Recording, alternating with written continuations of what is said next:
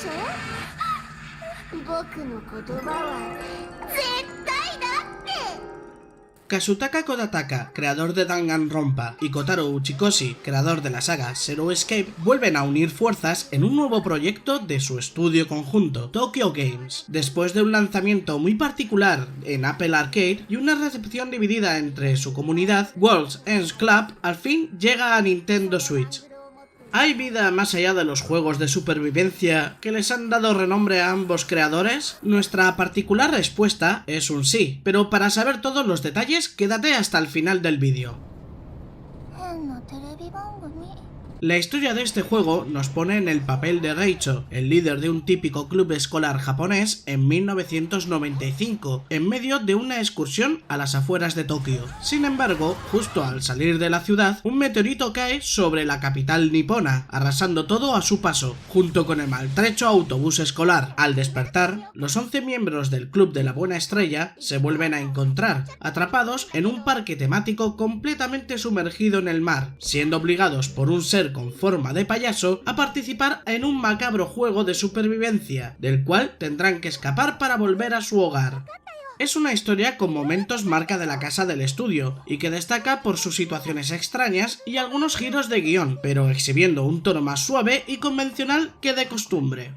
De hecho, hay ciertas inspiraciones de películas como Los Goonies o It, pero también incluyendo muchos tropos del anime shounen, que hacen una trama algo esquemática y predecible para el público de más edad. Mencionar también que con el lanzamiento del juego en Switch, la historia se puede jugar sin limitación de principio a fin, tanto en la híbrida como en dispositivos Apple, incluyendo una opción en la consola de Nintendo para saltarnos ciertas partes del juego, si ya completamos la demo, o el final inacabado de la versión para móviles. Esta trama se estructura a través de distintas fases donde el club viajará por distintos puntos del país para regresar a su hogar en Tokio, donde predominan los diálogos con situaciones cómicas o mundanas entre los niños protagonistas, pero a veces contándonos parte del trasfondo de ciertos personajes o datos vitales para entender el entramado global. Y es que, aunque el juego tiene situaciones más interactivas, se nota que World's End Club es primero una novela visual y después una aventura en scroll lateral, tanto así que en las mismas fases de plataformeo hay numerosas interrupciones narrativas para dar contexto a lo que hacemos, por lo que si no te gusta leer, es muy posible que el juego se te haga pesado.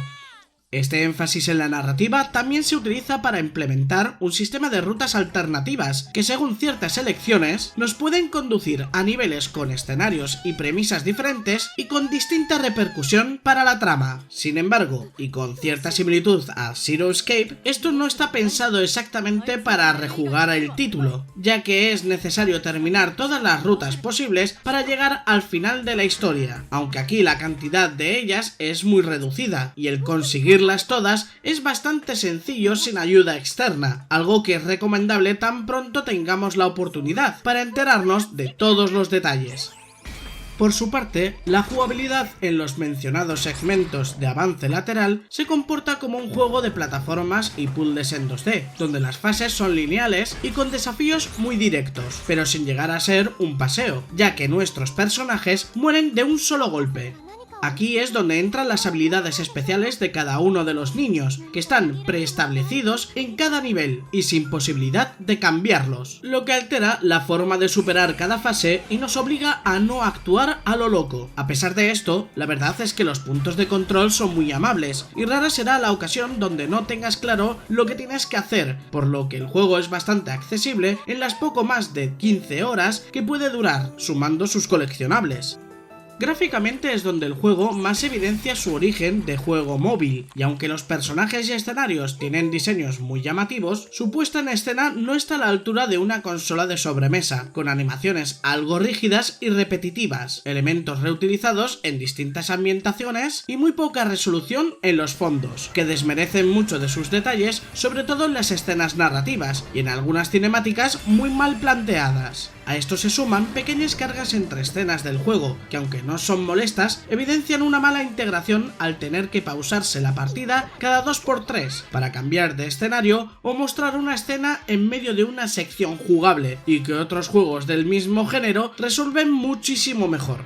La música ambienta correctamente, con algunos temas alterados respecto a la versión de Apple Arcade, y aunque es repetitiva al principio, va ganando en variedad de canciones en la segunda mitad del juego, y destacando algunas de ellas como el maravilloso tema del Club de la Buena Suerte. Todos los diálogos del juego están doblados al inglés y japonés, este último con seiyus bastante conocidos, y subtitulados en castellano, con sus erratas ocasionales, aunque no afectan sobremanera a la comprensión de la historia.